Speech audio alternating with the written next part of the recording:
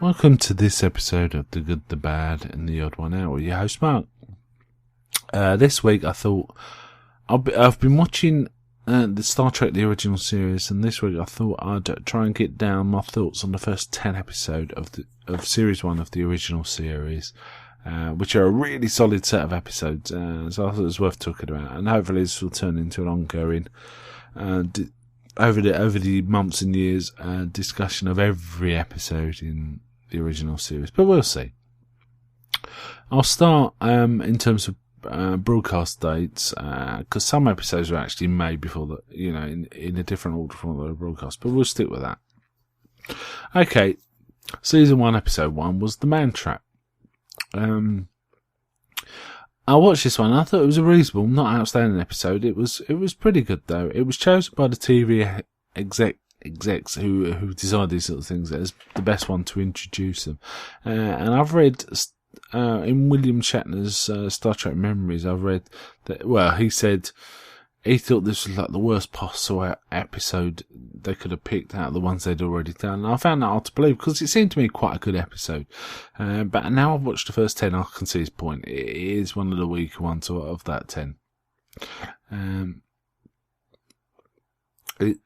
Alright, it's not that exciting, but I thought it was quite kind of had good drama and tension, and it kind of did introduce the characters well as far as I was concerned.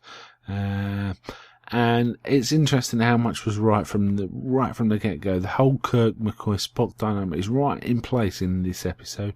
And actually, if you look at episodes where it was a little earlier than this, if McCoy's there, it was in place there. So it was kind of good to see.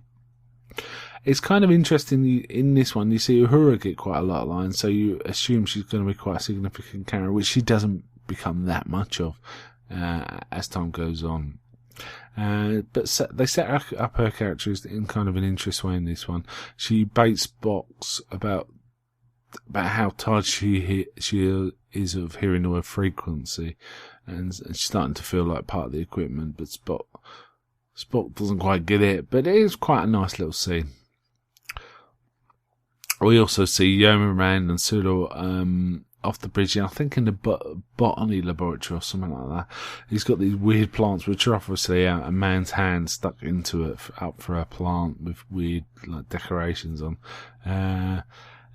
Now, one of the things I thought I'd do for this ongoing sort of set of podcasts, if I do it, is I'm going to keep a running tally of the red shirts as they die, because it's infamous in Star Trek lore that red shirts die. In this episode they don't. A few crewmen do, but none of them are wearing red shirts, mainly because they haven't quite got the colours settled down. There's a slight difference in the colours. However, I thought it was a decent dramatic episode. One thing to note is, while I'm going through all this, I have been watching the new remastered version, and they're all spectacular. They really are looking good. This was a fantastic restoration, has to be said. Okay, alright then, so that's episode 1. Not bad at all. Episode 2 was an episode called Charlie X, about this. What happens here has become a well-worn Star Trek trope, but you got to remember there was a time these tropes didn't exist, so this was like original then. It's a pretty damn good episode. It turns out they pick up a teenager who turns out he's got psychic abilities, and they start getting more and more dangerous as Charlie's experiencing things he's not used to. For example, he gets lovesick over Yeoman Rand, and because he's getting frustrated in terms of she's sort of blocking his advances or trying to introduce him to girls his own age and things like that, he starts doing some weird psychic stuff. He turns a girl into an iguana at one point. At one really weird point, he turns people's faces into formless masses, like an empty sort of face, no eyes, no nose and stuff like that. That's really odd. But we see some other things in this episode. We see Uhura singing a song which is quite poor, actually, which is making fun of Spock while he plays a harp. We also see Kirk and topless and wearing red tights in the weirdest gym I've ever seen in my life. And there's various other things like that. Yeah, alright, they're trying stuff, but it can be bad. Having said all that, this is a really, really solid structure. I mean, it was so solid they kept revisiting it, I think, basically. But I really like Charlie X. It's one of the best of its kind. Of this kind of trope of, an alien or a human who has been given powers by aliens, and not using them correctly, is kind of a common trope in Star Trek. And this episode and Squire Gothos are probably the two most famous ones. Really enjoyed this episode. As I say, no red shirts died in this one because mainly people weren't wearing red shirts. Number 3 was Where No Man Has Gone Before, and this was actually the second pilot. There was an original pilot that didn't have Shatner in it. It had Jeffrey Hunter as Captain Pike, called The Cage, but the execs didn't want to accept the series out in that, but they did something that was unprecedented at the time, asked for a second pilot. This was the second pilot, Where No Man Has Gone Before. Good stuff in it. Because it was the second pilot, bits of it don't quite conform to the standard Star Trek universe, such as uniform coloration. Spock's skin tone looks a bit yellow. We don't see McCoy Uhura in this. Also, there's an odd thing that Spock mentions one of his ancestors marries an Earth girl. Not his father, but one of his ancestors. Though that could be him just being shy, you could argue it that way. But there is... it's a really interesting premise, I think, that one man suddenly started out-evolving everyone else and starting to see people as like cockroaches rather than people. So it's almost like it's an old theme. Power corrupts. It's that kind of thing. This Gary Mitchell. Gary Mitchell was a name that was bandied around before Star Trek Into Darkness came out, because they were trying to hint that Benedict Cumberbatch was not the person he was credited with, but he may be Gary Mitchell, but that was just, misdirection. So, yeah, fair enough. Kind of enjoyed it. Sally Kellerman was in it also as Gary Mitchell's sort of love interest, I guess. And she looked really great, and her acting was really great too. Overall, I enjoyed this episode a lot. No red shirts died in this one either. So far we've had no red shirts die, which surprised me. I couldn't quite remember off the top of my head. I thought someone had died. Anyway, that brings us to episode 4, which is The Naked Time. This is probably one of them most famous episodes. This is the one where they start all they're undergoing weird effects. They're in a planet with an orbit, and there's something about, I think it was like the gravitational field and some sort of disease or something was affecting them mentally, so they were starting to lose their inhibitions. It's the episode where Sulu's running around topless, waving around a sword and stuff like that. Spock gets a rush of emotion, which he finds out hard to handle. Nurse Chapel is here speaking her feelings for the first time to Spock. And it's a really well crafted, dramatic and engaging episode in my opinion. And it was funny, one of the actors in it I thought had become a really famous actor, after this. He looked to me like an actor called Bradford Dillman, but it wasn't him. I got that completely wrong. And it also ends with a weird thing about time travelling really fast is causing a time anomaly, which was never really used again. I mean, it kind of is used in Star Trek 4, 20 years later or something. But it seems to be a bit out of place actually when you see it. There was also one character in this who I really liked who didn't appear again much.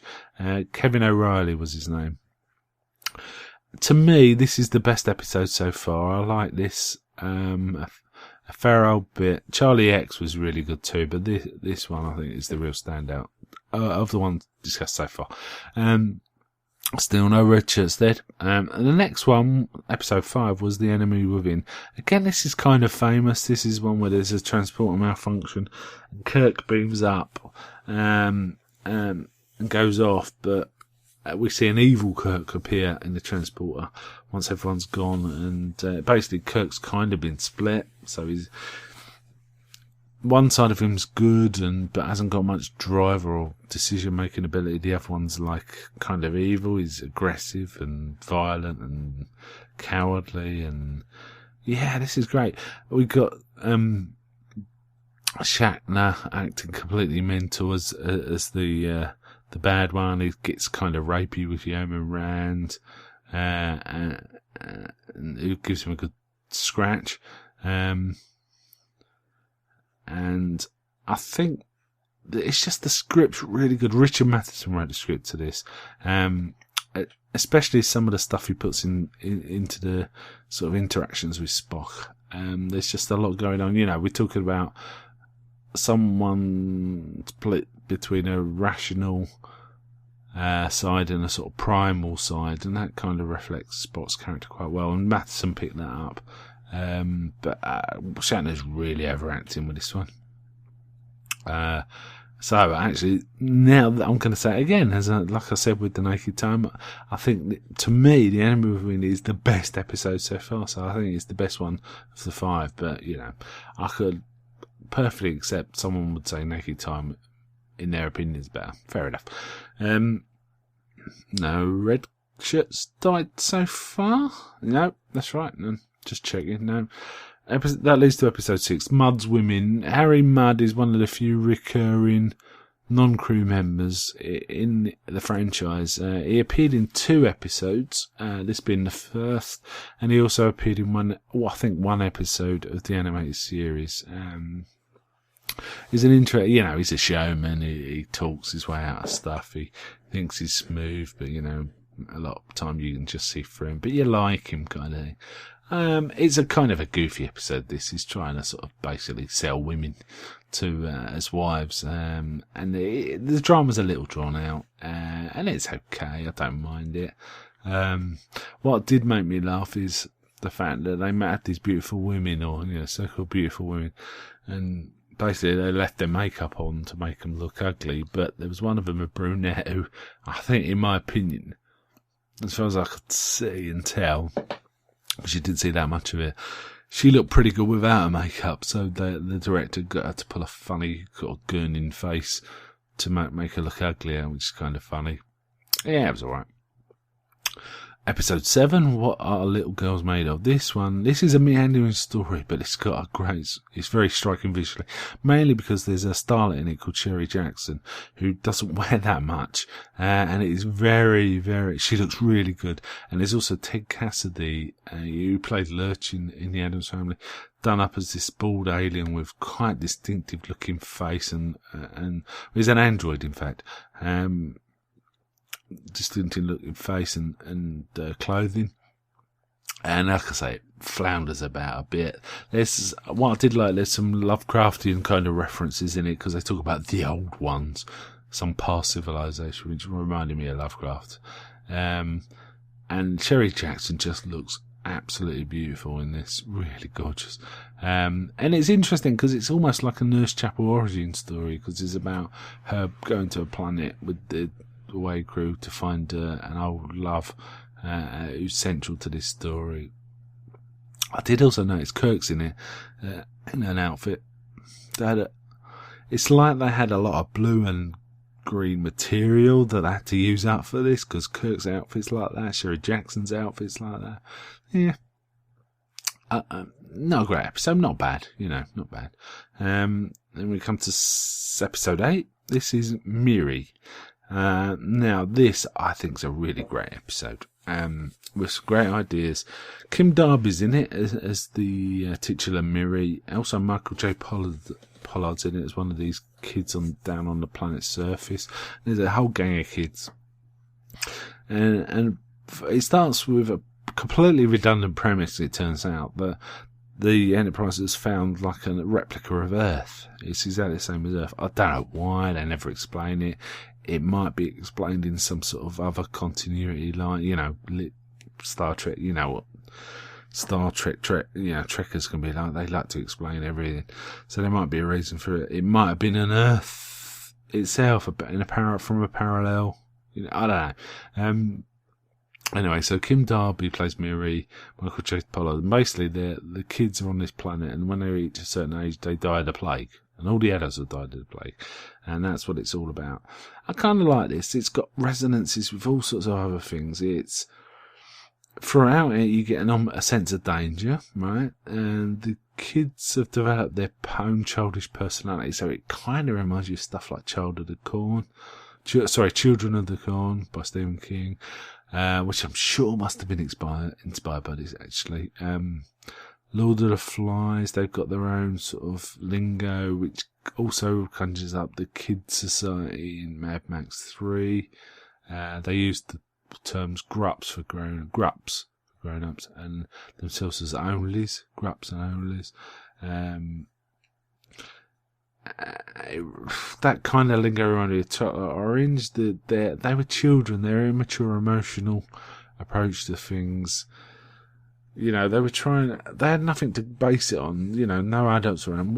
How are they going to learn to show themselves? And they kind of reminded me. This is a bit of a stretch. They kind of reminded me of the way the replicants emoted in Blade Runner as well. So all of these things seem like they've arisen. Miri may have been some sort of distant inspiration for those. It also reminded me of actually Richard Matheson's book I Am Legend, the deserted place and plague and stuff like that.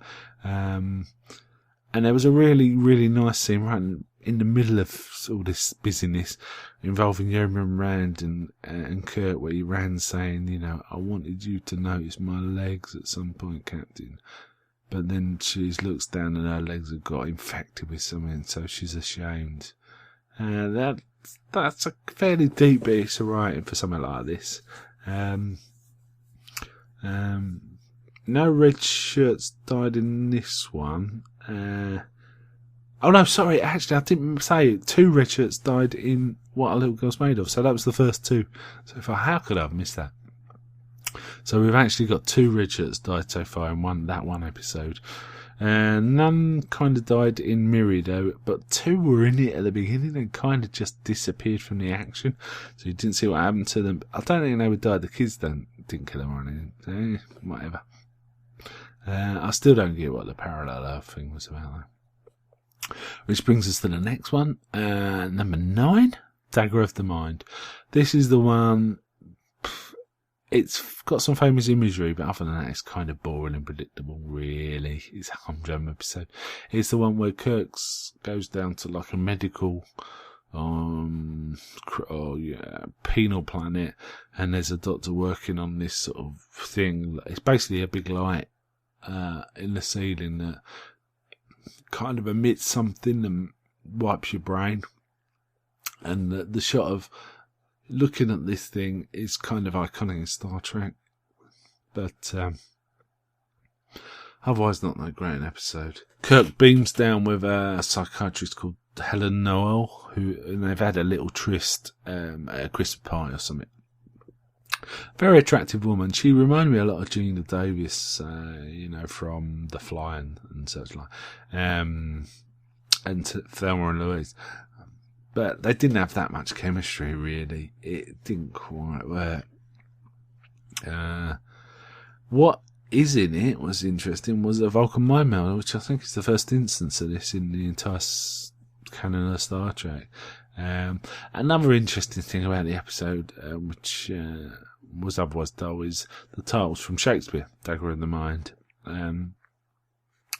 from Macbeth, and this was something that Star Trek would reuse and reuse and reuse. Shakespeare quotes as titles. I think it started here, obviously, so it was other than the iconic image and the title. This episode was not particularly that interesting, I don't think. Finally, we come to episode 10 of season 1, Corbomite maneuver. This is a great one. This is one I think everyone again probably knows from the. If ever you've seen an episode of Star Trek that ends with like a scary looking, weird looking alien thing, skull like head, and cat like eyes, that's from this episode. It's really good. It looked a little uncharacteristic. I've got a feeling this was an early production, relatively early in terms of production order. Box hair's not quite right. Uhura's wearing mustard, not red, which is really weird because we're so used to her red. Actually, saying that, I've just remembered, I did look into this. This was the first episode made after the 2 pilots, so that would explain all those things. Having said that, alright, maybe a bit of the look and feel wasn't quite right, but in terms of like character, dialogue and so on, spot on, really, really good, very enjoyable. That creepy image was Baylock. It was called Baylock. It was from Baylock ship. And it's also one where Spock talks about it being a game of chess, sort of pitting themselves against this alien, and Kirk makes the intellectual jump, a really good one as well. That no, it's more like poker, and he starts bluffing by talking about the fact the ships are loaded with Corbomite, which will be disastrous if you blew them up. Really nice premise. Really works well in the time. It doesn't feel overextended. I just thought it was very cool. There was also one little scene in it which was throwaway, really, that I really enjoy, where Spock it says to Kirk something like, "Why do you realise that you keep asking and questioning me on things you've already made your mind up on? Is it inefficient?" And Kirk just smiles and says, "Spock gives me emotional security," which I thought was a nice little scene. The way I've described it doesn't sound great, but it plays really well. I really enjoyed it. So, those are the first 10 episodes of Star Trek. Really hitting the ball out of the park, really. There's 5 classics there, I think. And none of them particularly bad. I can kind of see why Shatner said, he thinks the Man Trap's the worst of them. It is the worst of these. Well, maybe Mud's a bit worse. But it's still a pretty good episode because the damn quality of these first 10 are really out the park. Really fantastic. I don't know, you've probably seen all of these over and over again, like I have, but I really, really enjoyed these episodes. It was good fun to watch. I'm trying to watch a couple of weeks, so I'll probably do this again in another 6 weeks or so. Okay then, bye.